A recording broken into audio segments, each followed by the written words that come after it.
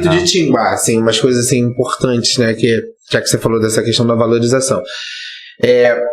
O berço da nossa cidade é ali na Vila Iguaçu, né, na antiga Vila Iguaçu. Então, a gente tinha um porto ali na vila, né, a gente tinha uma estrada chamada Estrada Real do Comércio. A gente, ali na região, tem a Fazenda São Bernardino. A gente tem a linha férrea que chega lá, que lá no centro de Tinguá tem uma estação ferroviária. A gente tem a Reserva Biológica de Tinguá, tem algumas cachoeiras. Num período atrás, a Estrada Real do Comércio, naquele período em que o café, né, era o olho negro aqui do Brasil, naquele período, o café que vinha do Vale do Paraíba, ele subia, passava pela Serra de Tinguá, pela Estrada Real do Comércio, ele chegava ali na Vila Iguaçu, onde tinha um porto, e o café era embarcado, e ele chegava no centro do Rio de Janeiro. Então, assim, o caminho do café passou por Nova Iguaçu, né? Hoje é chamado Nova Iguaçu. Então, assim, o eixo econômico ali, daquele momento ali, a Vila Iguaçu, ele tinha uma importância enorme para a história do Brasil. E só em 1858, quando foi construída a linha férrea, né, a estação chegou aqui em Nova Iguaçu, no Arraial de Machambombo, que houve um declínio, né, dessa parte econômica, aí os nobres, as pessoas começaram a sair, né, do ladinho do rio, que era ali na vila, e passaram para Machambombo, aí trocaram o leito do rio, né, tá próximo ali à estação ferroviária. Então, há muita história. Teve um surto de malária também. Naquele período também, porque assim, os nobres vão embora, né, porque a parte econômica vai tudo embora, mas tem uma população, né, mais humilde que permaneceu ali na vila. E naquele período tiveram vários surtos de malária, acabou assim, muita gente morrendo naquele período e a vila perdeu a sua importância ali, tá?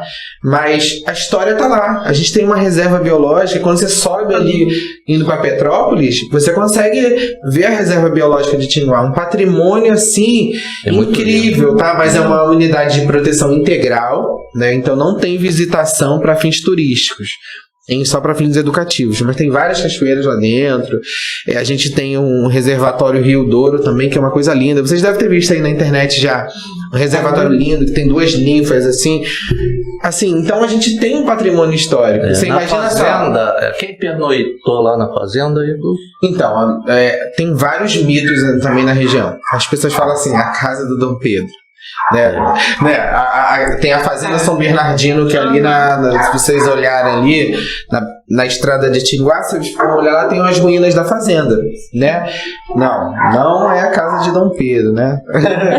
Então o Bernardino cuidou ali da fazenda, construiu a Fazenda São Bernardino, e engraçado, aquela fazenda foi construída quando havia um declínio. Ali a Vila Iguaçu, em 1858, acho que em 1875 foi feita a Fazenda São Bernardino.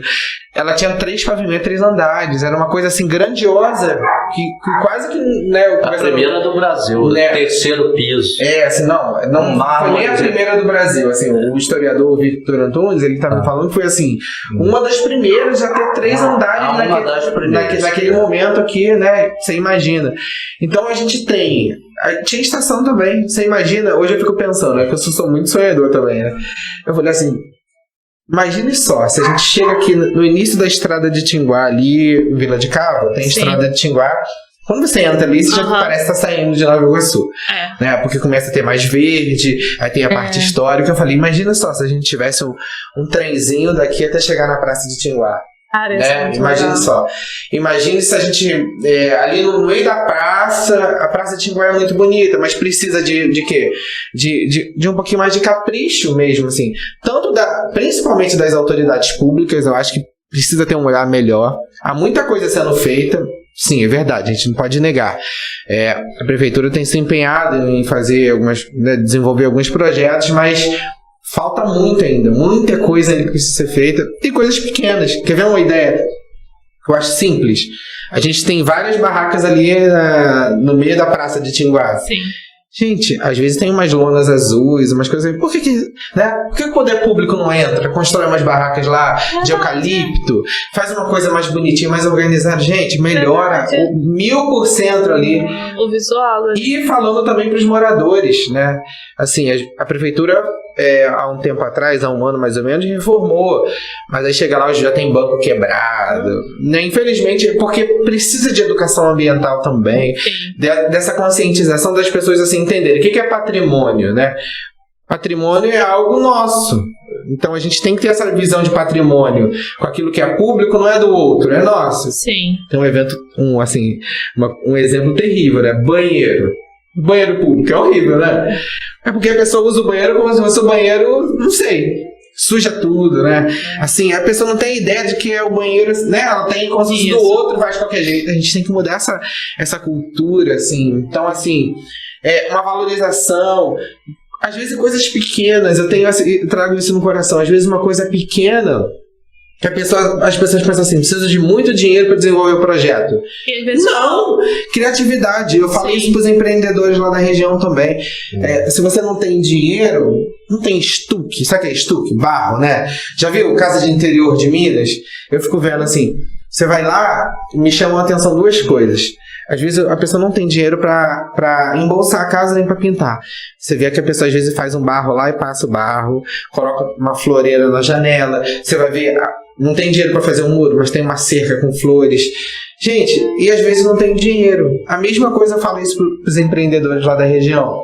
Poxa, tira esse plástico aí da frente, coloca lá um chitão, aquele tecido colorido bonito na mesa, bota umas folhas de coqueiro no telhado, passa um estuque na parede, coloca uma flor aqui, e às vezes sem dinheiro você muda o ambiente, a pessoa entra, fica encantada. Sim. Com coisa simples, né? E eu acho que a gente precisa, mais do que nunca, trazer para Tinguá essa visão, assim, de melhorar, para as pessoas conhecerem Tinguá de uma outra forma, sabe? Com certeza. Assim, da forma que Tinguá merece, não da forma que tem sido explorada agora.